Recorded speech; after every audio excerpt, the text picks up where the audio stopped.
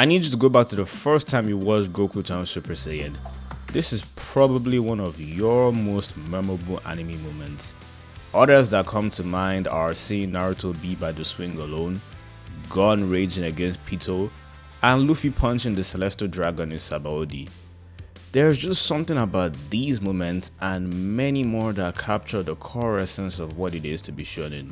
Every once in a while, an anime comes out that has all the amazing aspects of what it is to be shonen that makes it truly special and generational. Well, I can comfortably say the Dan is one of these anime. So, should you watch the Dan? Well, you should. This is easily anime of the year and it's a must watch for you. Quick disclaimer, even though only one episode is out, I actually watched the Dan about a month ago. The first 3 episodes were shown in theaters, so for about a month now, I've known that this show is very amazing. I left the theater thinking to myself, wow, this was so good, I can't wait for this to come out. I gotta watch the remaining episodes and damn, everyone else has to experience how great of a show this is. But what exactly is it that makes the Dan so special? The answer for that would be the premise. I mean, I know you remember seeing the Colossal Titan for the first time, or just even being surprised that everyone lived in walls, and if that didn't get you, then the Titans attacking people definitely did. You probably got hooked right away just cause the premise of Attack on Titan was so unique. It's definitely something you had never seen before. Well, the premise of the Dan is probably something you have seen before, but the approach to executing the premise is definitely one of a kind. Usually, a show either focuses on one thing, an example being comedy, mystery, sci-fi, or the supernatural. Rarely does a show try to delve into 2 things at the same time though, it usually sticks in one lane. The only shows that I could probably think of that has a mix of both are Adventure Time and Regular Show, but even those shows have a preferred space. Adventure Time leans into the supernatural aspect. I mean, just look at one of the main villains in Adventure Time. He kinda is a ghost if we're being honest, and in Regular Show, the main cast spent the final season in space. So yeah, aliens. I bet you've never heard anything about a show that has ghosts and aliens though. Well, you got the Dan. This anime is right in the middle. It doesn't put a focus on one genre. It's basically an occult sci-fi, the very first of its kind. And how exactly does the Dan do this, you might ask? Well, it's because of the 2 main characters. One believes in ghosts and doesn't believe in aliens and thinks they're stupid and doesn't exist. And the other believes in aliens and doesn't believe in ghosts and thinks they're stupid and doesn't exist. Well, both find out they are wrong in the worst way possible. When you watch an anime, you get to experience it the way you saw it because you're seeing things from the perspective of the main character.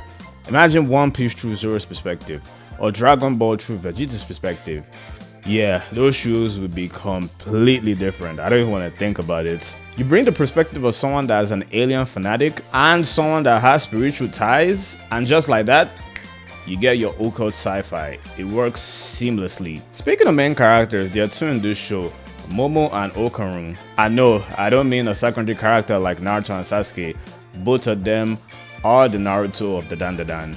This is their story. The thing that's amazing about these 2 is that you kind of get the best of both worlds. With Momo, you get a character that is very confident and assertive and has a no-nonsense attitude. She's also intelligent and resourceful, though her boldness can sometimes make her reckless. As for Okarun, he's a very shy and selfless individual. Despite his low self-esteem and struggles with forming connections due to being bullied, he's very loyal to his friends and is always willing to help those in need, even at a personal cost.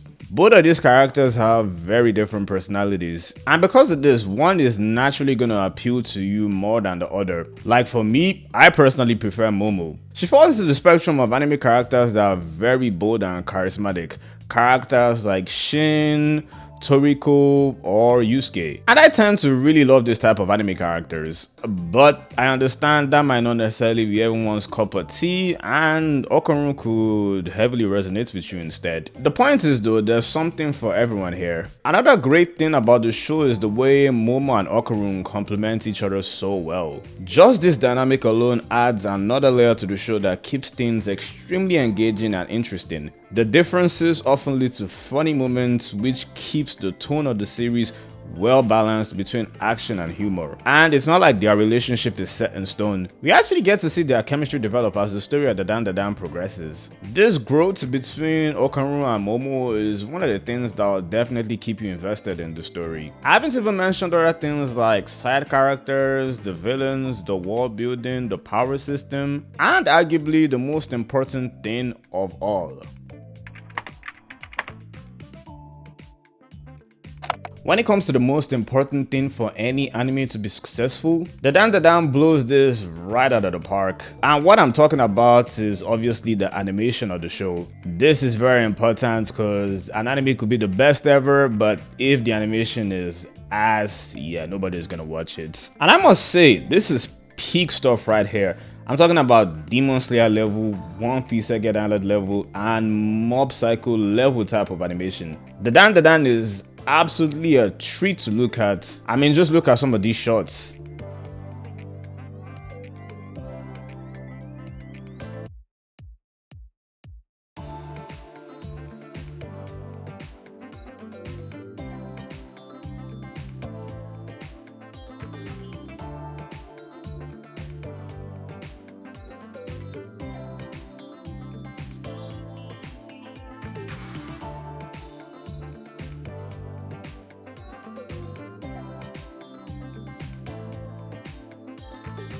And would you believe that all of this is just from the first episode of Dadan? Honestly, I'm glad we're getting to a point that most anime are getting movie level types of animation on a regular basis.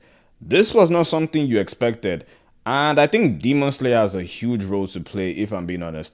It's just a new standard that everyone has to catch up to and follow in the anime industry. Other notable things that has to be great about Dadan is the world building. Holy shit, the world building of Dadan is insane. Bruh, I gotta be honest, combining ghosts and aliens creates the most sick concepts ever. Bruh, these concepts, they're definitely things you've never seen before. I have a skill when it comes to world building, and on top of the skill, you have your 10 out of 10s, and for me, this shows like One Piece and Toriko, they have perfect building or near them perfect world building. Around 9 to 8, you have shows that have great to exceptional world building. Some shows like this are Kingdom and Berserk. Then at the bottom of the scale, you have shows like One Punch Man and Sword Art Online. This falls between the 2 to 3 range. It's just below average world building. Nothing really stand out or great about it. It's actually below average. If I had to put the Dadan on this scale, I'll put it as an 8.5. That's how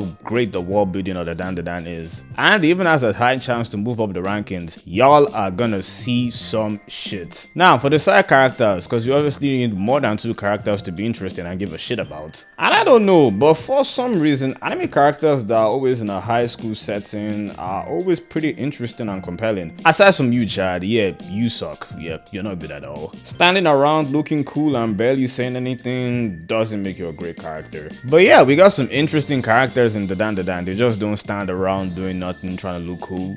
The cast is pretty small, and I think this is great because every member of the cast gets enough screen time. And there's even a fan service character for you gooners, so yeah, everybody wins here. As for the power system and the battles, yeah, they're actually pretty good. They're also very over the top. It's a mix between One Punch Man combat and Mob Psycho combat.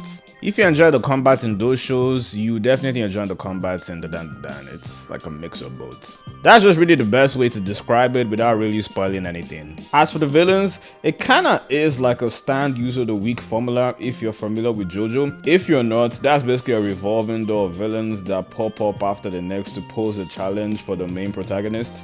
And it's done really well here. The villains are very unique and interesting, so they never feel like the same or the previous one. Like, each villain feels distinct and unique. And because of this, every challenge that Momo and Okaru has, it feels distinct and unique. Like, everything feels fresh and new. The combination of all these things makes Dadan a must-watch show for any anime fan. The humor is great, the action is amazing, it just has the right blend of everything. I haven't believed this show could be watched by people that are not even into anime. This is by far the best anime to come out this year, and yep, it's one of them ones. Hope you enjoy it. If you're looking for more new anime to watch, here's a video of why you should watch Wistoria Wands and Swords.